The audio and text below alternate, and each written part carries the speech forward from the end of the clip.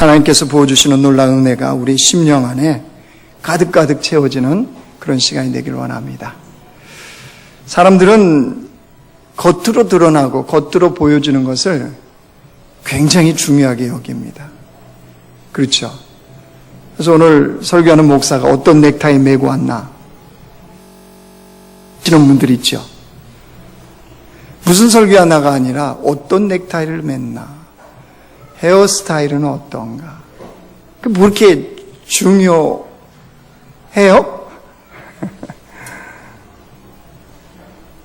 굉장히 거기에 신경을 씁니다. 이렇게 삶이 자기를 나타내는 것을 무엇으로 나타내려고 하냐 그러면 겉으로 보여지는 것. 그것으로 자신의 삶을 증명하려고 하는 거죠. 그러다 보니까 온통 겉으로 보여지는 것을 갖추는 것에 자기의 인생을 집중합니다. 이것을 가졌을 때 더 근사해 보인다 그러면 그거 가지려고 안달을 합니다. 정말 힘씁니다. 애씁니다. 신앙생활조차도 그런 것으로 자기를 증명하려고 하는 거예요. 그러다 보면 자연스럽게 따라오는 게 뭐냐 그러면요, 탐욕입니다. 욕심이 생기게 되어 있습니다. 의사인 남편이요, 아내를 살해하는 끔찍하고 비참한 일이 벌어졌습니다. 아내를 수면제를 먹여서 잠들게 한 후에 의사니까 남편이 약물을 주입해서 아내를 죽였습니다. 남편의 나이는 올해 45살입니다. 의사로 자기가 있으면서 아마 재정적인, 금전적인 문제가 좀 있었던가 봐요. 그러니까 아내가 그거에 대해서 이야기를 하니까 아내하고 이런 다툼, 불화가 생긴 거죠. 아마 제가 보기에는 자세히는 모르겠지만 이쪽 아내 집안이 좀 부유한 것 같아요. 그러다 보니까 아마 그런 부분에 대해서 이야기하는 거 굉장히 싫었던 모양입니다. 아내하고 이렇게 불화가 계속되니까 이혼도 생각했답니다. 근데 이 남편이 이혼을 못한 이유가 뭐냐면, 이혼을 하면 병원을 운영하고 있는데 병원 운영이 좀 어려워질 것 같은 이런 생각이 들더라는 거예요. 그래서 이혼은 못하겠고, 그래서 선택한 게 뭐냐? 아내를 죽이자. 이렇게 생각을 한 거예요. 그래서 1차 시도를 했는데요, 실패를 했답니다.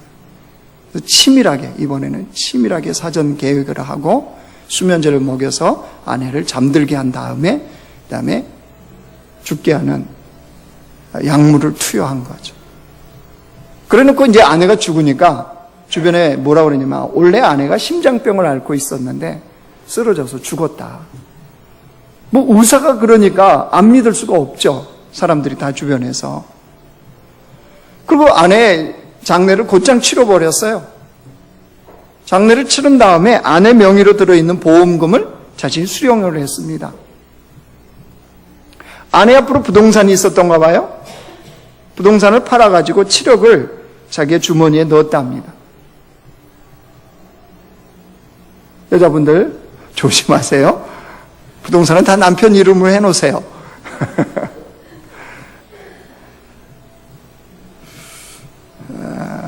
결국 그 발각이 되었어요. 발각이 되어서 법원에서 이제 판결을 내렸는데 죄질이 매우 불량하다. 그래서 법원에서 형량을 몇 년을 선고했냐면요, 35년 징역을 선고를 했습니다. 45살이니까 이 사람은 아마 거의 죽어야 아마 감옥에서 나올 수 있을 겁니다. 왜 이런 끔찍한 일들이 벌어집니까? 이 남편의 배경 속에는 도대체 뭐가 있을까요? 욕심이요, 욕심. 의사로서 병원을 운영하는 자로서 겉으로 보여지는 이거를 계속적으로 유지하고 싶은 그 욕심. 그게 결국 아내를 죽게 만드는 그런 끔찍한 일을 저지르게 만들더라는 거죠. 왜냐하면 사람들은 겉으로 보여지는 성공을 굉장히 중요하게 여깁니다. 할렐루야 찬양대도 찬양대석이 꽉 차면 좋죠. 그죠? 괜히 한 줄 줄면 왜 줄어들죠? 여러분 잘못도 아닌데, 그죠? 또 그거 뭐 야단치는 목사들도 있지요. 와 있는 사람한테 야단치는 거예요. 보여지는 것에 굉장히 중요하게 여겨요. 그걸 성공으로 이렇게 취급을 한다는 거죠. 근데 그게 얼마나 어리석은지를 이 사건 하나도 우리에게 분명하게 보여주지 않습니까? 그렇다면 예수님을 믿고 사는 우리들이요, 하나님이 찾으시는 예배자가 되고자 하는 우리들은 삶에 도대체 무엇에 집중하고 살고 있습니까? 무엇을 나를 증명하는 그런 그 기준으로 삼고 있습니까? 어떤 것을 나의 자랑으로 삼고 우리는 살아가고 있느냐 하는 겁니다. 오늘 본문은 갈라디아 교회에 문제가 발생한 것을 알 수가 있습니다. 그럼 12절 13절 한번 보실래요? 우리 같이 한번 읽습니다. 시작. 무릇 육체의 모양을 내려 하는 자들이 억지로 너희에게 할례를 받게 함은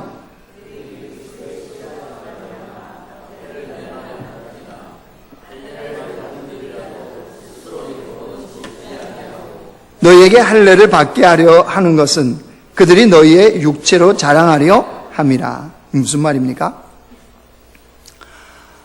갈라디아 교회에 거짓 선생들이 들어왔어요. 그래서 자기들은 예루살렘에서 파송받아서 왔다 이러면서 너희들이 참된 구원을 받은 그리스도인이라면 할례를 받아야 된다, 할례를 행해야 된다, 그리고 율법을 지켜야 된다, 이렇게 주장을 한 겁니다. 거짓 교훈을 얘기한 거죠. 중요한 거는 갈라디아 성도들에게 이 교훈이 먹혀 들어갔다는 사실이에요. 먹혀 들어갔어요. 왜 그랬을까요? 여러분, 이들이 할례를 무엇을 근거로 얘기했겠어요? 구약이요, 구약. 구약에 할례를 행하지 않았느냐. 그렇기 때문에 너희들이 구원받은 증거는 할례를 받아야 된다. 성경을 가지고 이야기를 하니까 어떻게 해요? 솔깃한 거죠. 더구나 예루살렘에서 파송받아서 왔다고 그러니까 어떻게 했습니까? 그거에 대해서 더 이 갈라디아 성도들의 마음이 흔들린 겁니다. 근데 사실은 이들의 실체가 뭐예요? 여러분, 바울이 정확히 12절 보세요.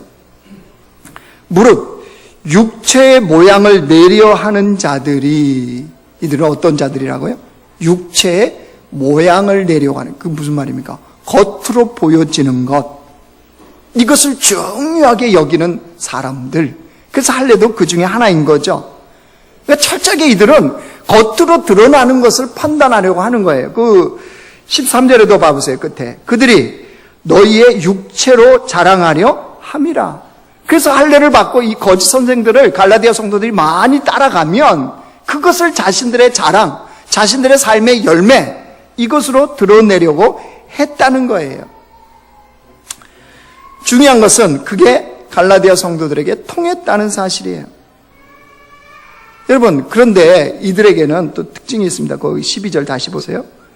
물론 육체의 모양을 내려 하는 자들이 억지로 너에게 할례를 받게 함은 그들이 그리스도의 십자가로 말미암아 박해를 뭐하게 해요? 면하려 함뿐이라.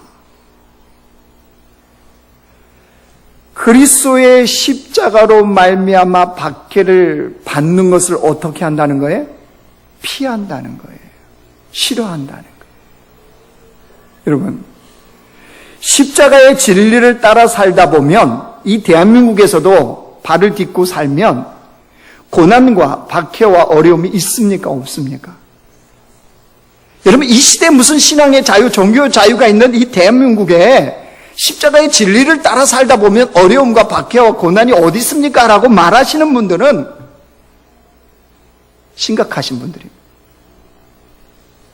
적당하게 세상과 타협하거나 적당하게 살아갈 가능성이 많으신 분들입니다. 세상은 십자가의 진리를 따라 살아가는 사람들을 환영하지 않습니다. 세상 방식은 하나님의 방식과 다릅니다. 그렇기 때문에 거기서 오는 어려움이 있습니다. 고난이 있어요. 박해가 있습니다. 없는 게 아닙니다. 영적으로도 여러분, 사단이 가만히 두겠습니까? 십자가의 진리를 따라 살아가는데. 근데 이들은 어땠다는 거예요? 그게 싫었다는 거예요. 그래서 할례나 또 율법을 행하는 것으로 그것을 붙잡고 그걸 살아간다는 거예요. 여러분, 우리는 어떨까요? 우리는 갈라디아 성도들은 그게 먹혀 들어갔어요. 그래서 흔들렸어요. 그래서 사도 바울이 편지를 쓰는 거예요. 거짓 선생들의 교훈을 조심하라. 그게 너희들의 삶의 자랑이 되어질 수가 없다. 이 얘기하는 거거든요. 여러분, 우리는 어때요? 우리의 신앙의 핵심은 어디에 있습니까? 삶의 기준을 어디에 두고 살아가십니까? 많은 사람들이 눈에 보여지는 성공을 가지고 신앙과 결부시킵니다. 신앙생활 잘한다는 것은, 여호와의 복을 받았다는 것은 눈에 보여지는 그 분명한 그 무엇이 증거를 해준다는 거예요.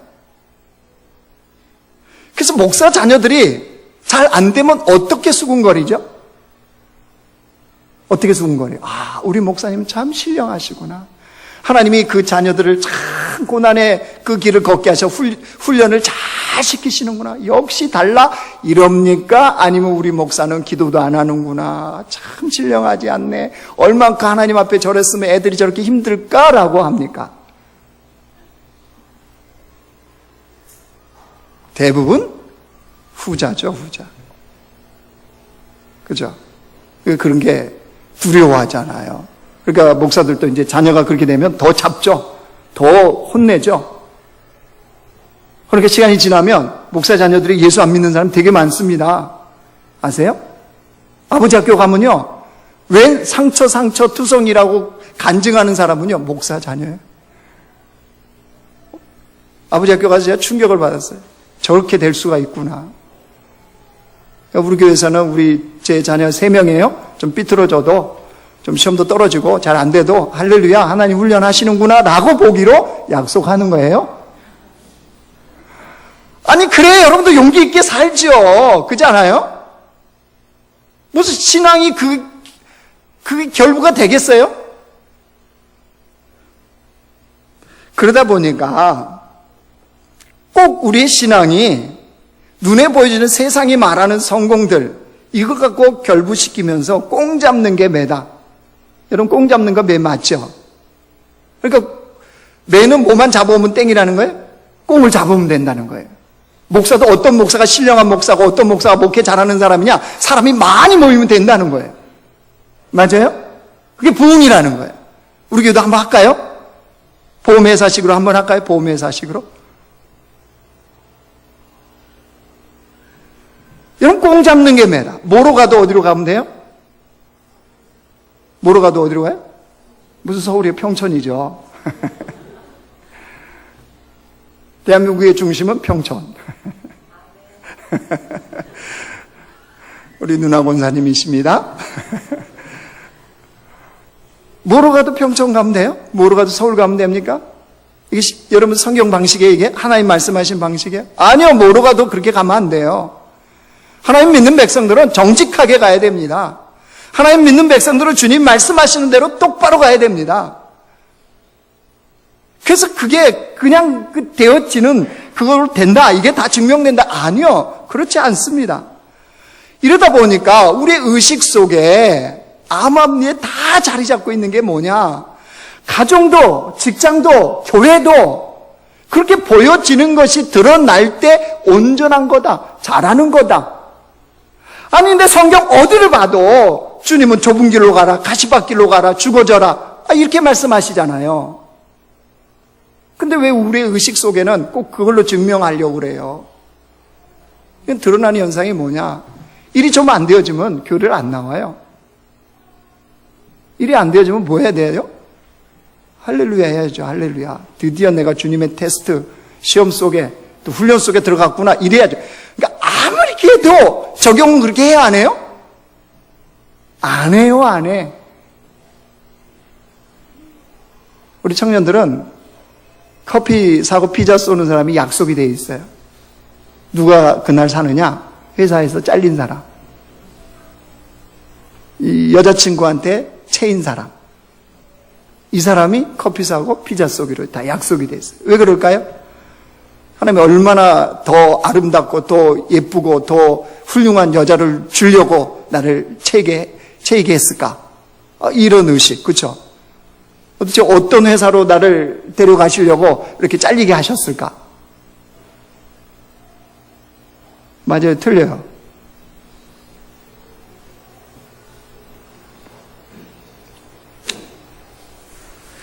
여러분 그러니까 세상 방식의 그런 의식으로 똑같이 신앙생활을 하니까요.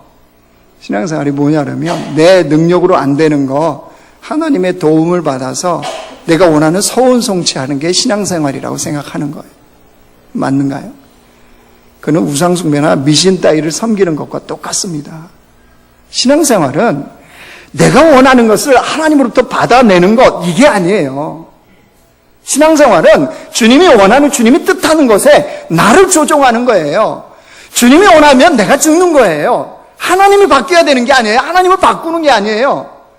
영원한 진리이신 그분이 바뀌어야 되는 게 아니고 우리 모나고 죄덩어린 우리가 바뀌고 우리가 변화돼야 돼요. 우리가 주님을 닮아야 되는 거예요.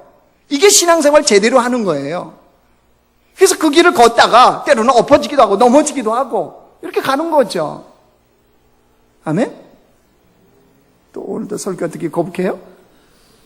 좀 교회 오면 좀 복 받는다. 주님 잘 믿으면 잘 되었네. 이래야 되는데 꼭 또 오늘 또 뭔 얘기할 것 같아요? 십자가 뻔하죠. 그렇지 않아요? 그런데 그게 진리의 길인걸요. 그게 우리가 가야 되는 길인 거예요. 여러분, 왜 우리는 그렇게 눈에 보여지고 겉으로 드러나는 것이 신앙생활과 결부하고 믿음과 결부하지 않아야 되느냐? 우리는 왜 세상 방식을 따라서 그렇게 살면 안 되느냐? 이것 때문에 그렇습니다. 에베소서 1장 3절 보여주세요. 같이 읽어요. 시작. 찬송하리로다. 하나님 곧 우리 주 예수 그리스도의 아버지께서 그리스도 안에서 하늘에 속한 모든 신령한 복을 우리에게 주시되. 예수 그리스도를 믿는 순간 우리는 어떤 존재가 되었었어요? 하늘에 속한 모든 신령한 복을 받은 존재가 된 거예요. 할렐루야. 얼마나 우리가 복된 존재가 된지 아시겠죠? 하늘에 속한 모든 신령한 복을 우리에게 부으셨단 말이에요. 우리는 그걸 가진 자란 말이에요. 그런데 땅에 속한 그것 때문에 죽으려고 그러고 그것 때문에 낙심하고 좌절하고 주님이 안 계시다 그러고 그러면 되겠냔 말이에요. 자, 옆 사람은 자 한번 얘기해 줍시다. 하늘에 속한 모든 신령을 다 받으셨군요. 시작. 네, 한 번 더 얘기해 줍시다. 그래서 나는 행복한 사람이에요. 시작. 근데 표정은 왜 그래요? 이분 행복하신 것 같은데. 그래서 우리는 육신의 정욕, 안목의 정욕, 이생의 자랑을 쫓아 사는 세상 방식과 세상 사람들과 같은 그런 모습으로 사는 존재들이 아닌 겁니다. 여러분, 이 편지를 쓴 사도 바울은 어땠을까요? 여러분 14절 한번 보세요. 14절 같이 읽습니다. 시작. 그러나 내게는 우리 주 예수 그리스도의 십자가 외에 결코 자랑할 것이 없으니 그리스도로 말미암아 세상이 나를 대하여 십자가에 못 박히고 내가 또한 세상에 대하여 그러하니라. 내게는 우리 주 예수 그리스도의 십자가 외에는 결코 자랑할 것이 없다. 여러분, 바울이 진짜 자랑할 게 없어요? 우리 생각대로 바울을 한번 자랑하면 어떤가요? 좋은 가문, 혈통 어때요? 학벌은 어떻습니까? 그가 하나님을 향한 열심과 열정 어때요? 여러분, 요즘으로 말하면 소위 스펙이 짱인 사람이 누구예요? 사도 바울이에요. 자랑할 게 너무 많은 사람이에요. 그런데 자랑할 게 없대요. 왜 그렇죠? 뭐 때문에 그래요? 빌립보서 3장 8절 보여주세요. 보여주세요. 방송실 같이 읽어요. 시작. 또한 모든 것을 해로 여김은 내 주 그리스도 예수를 아는 지식이 가장 고상하기 때문이라. 내가 그를 위하여 모든 것을 잃어버리고 배설물로 여김은 그리스도를 얻고. 그 나머지들은 다 뭐로 여긴대요? 배설물. 그 스펙 뭘로 여긴대요? 배설물이에요. 배설물. 그러니까 이런 사람 입장에서 보면 세상에 거 그거 가지고 좋아가지고 희낙낙 하나님 복 주셨다 이러고 있는 사람은 뭐 들고 막 소리치는 거예요? 배설물. 왜 그렇죠? 그게 필요 없다는 거예요? 아니죠. 바울이 왜 이렇게 고백하는 거죠? 겉으로 보여지는 그것과는 비교할 수도 없는 더 놀랍고 더 크고 더 엄청난 그것을 보았기 때문이죠. 그것을 받았기 때문이죠. 그게 뭐예요? 하늘에 속한 모든 신령한 복. 그게 무엇입니까? 십자가의 예수 그리스도예요. 십자가의 예수 그리스도를 알고 만나고 그분을 믿게 되니까 나머지 이 땅의 그 모든 것들은 배설물과 같다는. 여러분, 그래서 바울은 우리 주 예수 그리스도의 십자가 외에는 내가 결코 자랑할 것이 없다, 이렇게 고백하는 겁니다. 그럼 도대체 십자가에 뭐가 있길래 바울이 이랬을까요? 여러분, 십자가에 뭐가 있나요? 우리 강사에 십자가 걸렸는데 뭐 붙어 있어요? 예? 뭐 붙어 있어요? 아무도 안 붙어 있어요? 십자가 뭐길래 도대체 바울은 나머지들은 다 배설물이고 오직 십자가만 자랑하는 삶을 산다고 그럴까요? 이유가 있습니다. 십자가에는 증거가 있기 때문입니다. 증거. 무슨 증거예요? 로마서 5장 8절 말씀 보여주세요. 오늘 말씀이 좀 있죠? 같이 읽어요. 시작. 우리가 알거니와 우리가 아직 죄인 되었을 때 그리스도께서 우리를 위하여 죽으심으로 하나님께서 우리에 대한 자기의 사랑, 하나님의 사랑을 확증하는 게 뭐예요? 십자가. 그러니까 우리가 아직 죄인 되었다는 것은 전혀 소망 없는, 이 땅에 아무런 소망도 없는 그런 인간이었을 때 그 사랑이 어디로부터 시작되었습니까? 죄인의 상태에서 전혀 구원의 방법이 없을 때 그 독생자 아들을 죽이시기까지 사랑하는 그 사랑은 어디로부터 시작되었습니까? 창세전에 우리를 향한 위대한 하나님의 그 디자인들이 도대체 누구로부터 시작된 겁니까? 이게 바로 십자가예요, 십자가. 십자가는 하나님이 우리를 어떻게 사랑하셨고 하나님이 우리를 얼마만큼 사랑하시는 증거가 있는 현장입니다. 그래서 요한복음 3장 16절에 뭐라고 그래요? 보여주세요. 시작. 하나님이 세상을 이처럼 사랑하사 독생자를 주셨으니 이는 그를 믿는 자마다 멸망하지 않고 영생을 얻게 하려 하심이라. 여러분, 하나님의 이 사랑, 십자가의 사랑보다 더 큰 사랑을 경험해 본 적이 있습니까? 이 세상에 더 큰 은혜, 더 큰 감격이 있을 수 있나요? 아니요. 저는 십자가의 이 사랑보다 더 큰 사랑, 더 큰 은혜는 본 적이 없습니다. 경험해 본 적도 없습니다. 그러니까 이 십자가의 사랑 안에, 이 은혜 아래 무릎을 꿇는 거죠. 그래서 하나님께서 나를 쓰신다면, 나를 부르신다면 기꺼이 하나님께 드리고 오자는, 그것이 이 안에 감동적으로 일어나는 거예요. 억지로 가는 십자가의 길, 좁은 길이 아니에요. 그 놀라운 사랑, 그 은혜 앞에 주님이 쓰시겠다면 내가 기꺼이 내 자신을 드리겠습니다. 이게 가능한 거예요.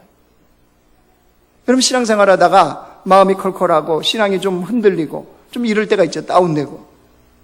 여러분, 그때마다 저는 십자가의 이 사랑, 이 은혜를 기억하면 이 안에 그 감격이 다시 살아납니다. 다시 회복이 일어나요. 왜 그렇죠? 하나님이 저를 얼마만큼 사랑하시고 하나님이 저를 어떻게 사랑하시는 증거가 어디에 있어요? 십자가에 있기 때문입니다. 그래서 십자가는 증거의 현장이에요. 여러분, 그래서 십자가를 생각할 때마다 하나님이 나를 어떻게 사랑하시고 하나님 나를 얼마만큼 사랑하시는지를 늘 생각하고 기억하는 주의 백성이 되어야 됩니다. 그러니까 십자가가 자랑이 될 수밖에 있어요, 없어요? 될 수밖에 없는 거죠. 또한 십자가는요, 영원한 생명과 승리가 있기 때문입니다. 영원한 생명과 승리가 십자가에 있습니다. 세상은 어떻게 해야 성공한대요? 경쟁에서 이겨야 된대. 그래서 치열하게 싸움하잖아요. 예를 들어 여러분 이제 회사나 뭐 삶의 터전으로 가시잖아요. 거기 경쟁의 사회입니다. 그렇죠? 피 터지게 싸워야 되잖아요. 그건 뭐예요? 승리한다는 건 누군가를 짓밟고 서야 된다는 거잖아요. 근데 그 승리가 영원하던가요? 아니요. 어느 순간 보면 다른 사람이 그 자리에 서 있는 것을 보지 않습니까? 그런데 그런 세상 속에서 주님은 우리에게 뭐라고 하세요? 우리에게 뭐라고 말씀하십니까? 네가 그런 세상 속에서 종노릇해야 된다. 아니, 밟고 일어서고 선두가 되고 리더가 되고 이래야 되는데 종노릇하래요, 그런 세상에서. 아니, 그런 세상 속에 네가 하나님의 미랄이 되어서 싸워줘야 된대요. 네가 그런 세상 속에서 자기의 십자가를 지고 남의 짐을 대신 지래요. 여러분, 이런 세상에서 그런 방식으로 사는 게 가당키나 해요? 성공할 수 있을까요? 이렇게 살아서? 도대체 하나님은 세상은 알고나 하시는 말씀일까요? 어떻게 그런 세상 속에서 종노릇합니까? 어떻게 남을 섬깁니까? 그게 어떻게 성공하는 방식이에요? 어떻게 승리가 되어져요?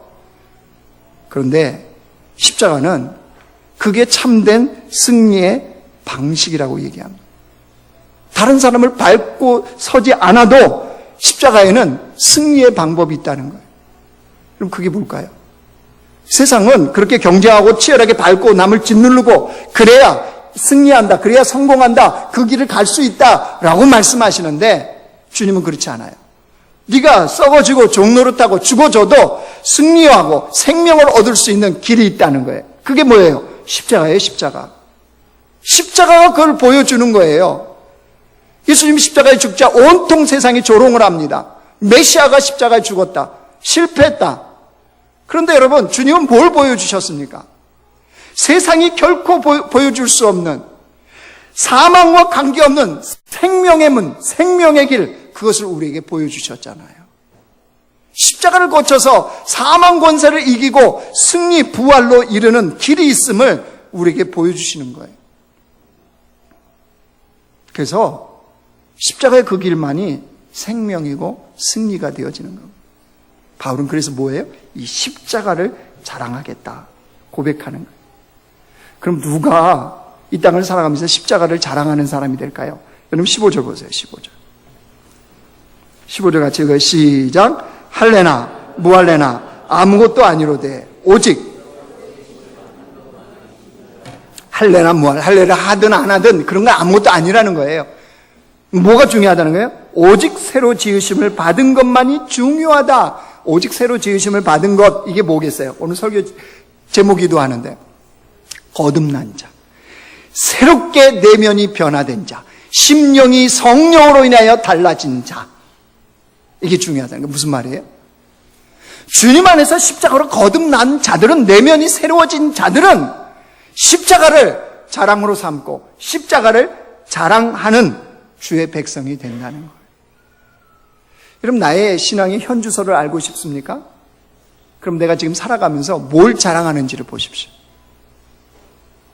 여러분, 한 주간 동안 주변의 사람들 만나면서 뭘 자랑하셨습니까?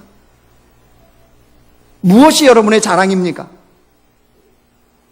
그 자랑하는 것을 보면 그의 신앙의 현주소를 알게 되어져요. 주의 십자가로 구원받은 자들은 십자가만이 자랑이에요.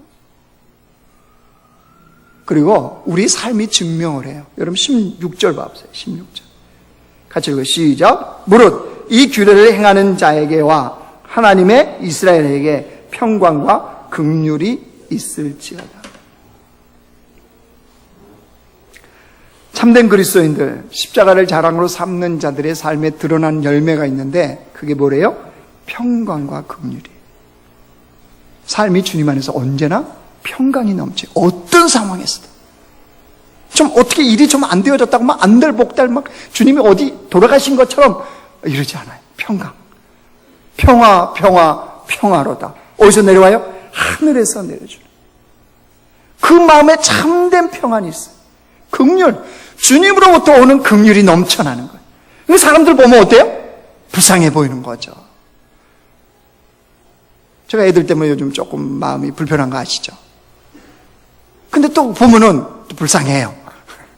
저것들이 내 밑에 안 태어나고 다른 사람 밑에 태어났으면 더 이게 아니고 더 힘들었을 텐데 이게 아니고 그래도 좀 더 낫지 않았을까? 이런 마음. 그러니까 자식이라고 생각하고 사는 거죠. 그렇지 않겠어요? 긍휼과 자비의 마음. 이 마음이 나와요, 이 안에서. 이게 어떤 사람이요? 주님 안에서 거듭난 자, 오직 새롭게 지으심을 받은 자, 그 내면에, 그 심령이 새롭게 변화된 자들은 그런 삶을 살아간다는 거예요. 하나님의 평강과 긍휼이 넘치는 하나님 나라가 그 삶에 임하는 겁니다. 이제 말씀을 좀 정리하겠습니다. 여러분 기억하십시오. 우리는 예수 그리스도의 십자가로 말미암아 새로 지음받은 자들입니다. 그 예수의 십자가로 말미암아 새로 지음받은 자들답게 우리가 예수 그리스도의 십자가만을 내 인생의 자랑으로, 그것이 나의 영원한 자랑으로 나의 존재를 증명하는 것이 바로 십자가에 있음을 믿고 깨닫고 그것을 자랑으로 삼고 자랑하는 주의 백성들 되기를 원합니다. 보여지는 껍데기에 이리 이비하고 그게 마치 하나님의 복인 것처럼 이렇게 착각하는 어리석음을 좀 내려놓읍시다. 그리고 우리의 내면을 좀 그 십자가의 은혜와 십자가의 사랑과 십자가의 감격으로 가득가득 채우기를 원합니다.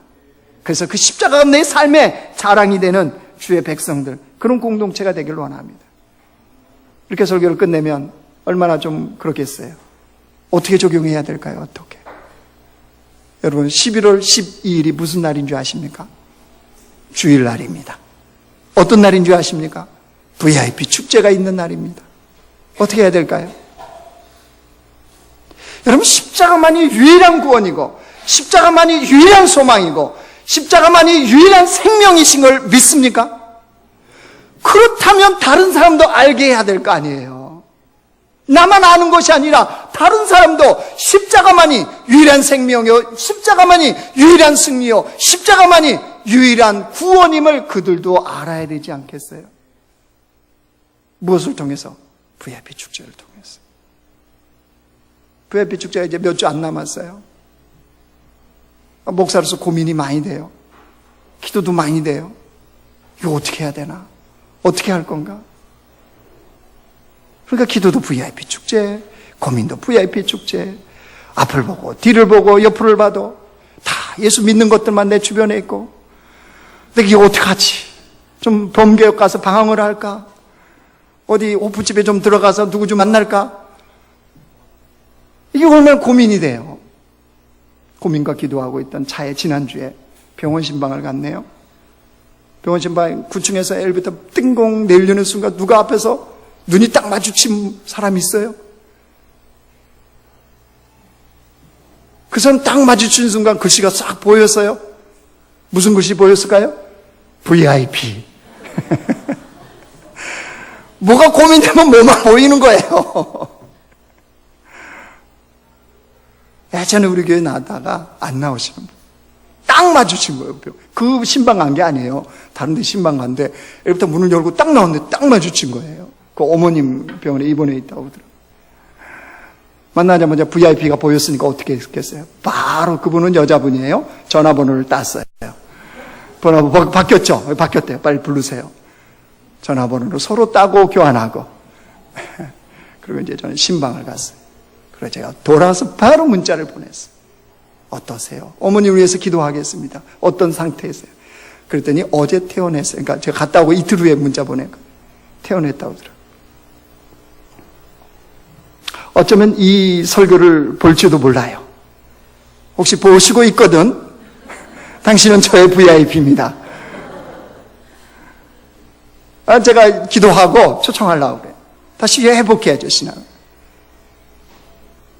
여러분, 이런 일들이 좀 우리 안에 있기를 원합니다. 십자가를 자랑한다는 거 뭐 복잡하고 이런 게 아니에요. 우리 VIP 축제에 맞춰서 주변에 혹시 그 십자가의 은혜, 사랑, 구원을 모르신 분들이 있다면 우리가 초청하는 거예요. 한 영혼을 품고 기도하고 도대체 십자가의 삶이, 십자가의 은혜가 무엇인지, 내 삶의 십자가가 드러나게 한다는 것이 어떤 것인지를 경험하는 그런 시간이 되어졌으면 좋겠습니다.